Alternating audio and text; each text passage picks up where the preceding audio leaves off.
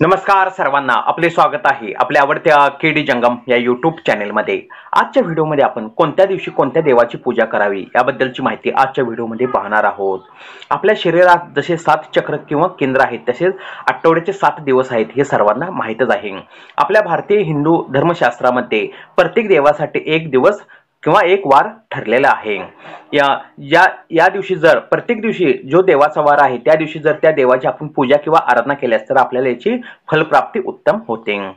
जर रविवार हा दिवस आहे, रविवार दिवस हा सूर्यदेवांचा म्हणजे भगवान सूर्यनारायणाचा हा दिवस आहे। या दिवशी आपण रविवारी भगवान सूर्यनारायणाला आपण नमस्कार करावा किंवा सूर्याला आपण अर्घ्य द्यावी, त्यामुळे आपल्याला फलप्राप्ती होते। त्यानंतर रविवारनंतर सोमवार म्हणजे साक्षात भगवान शिवशंकर म्हणजे महादेवाचा हा दिवस आहे।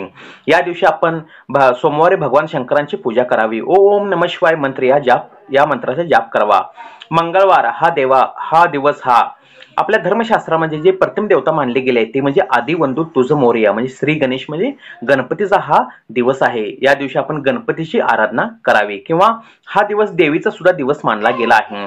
त्यानंतर बुधवार हा पांडुरंगाचा दिवस आहे। या दिवशी आपण पांडुरंगाची आराधना किंवा पूजा करावी। व गुरुवार हा गुरुदेव म्हणजे दत्त महाराज म्हणजे स्वामी समर्थांचा हा दिवस आहे। या दिवशी आपण गुरुवारी दत्त महाराजांची पूजा करावी किंवा सेवा करावी।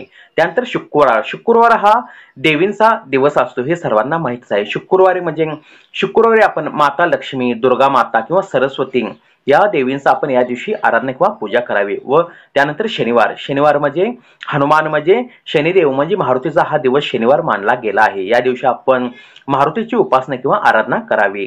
व्हिडिओ पाहिल्याबद्दल आभार।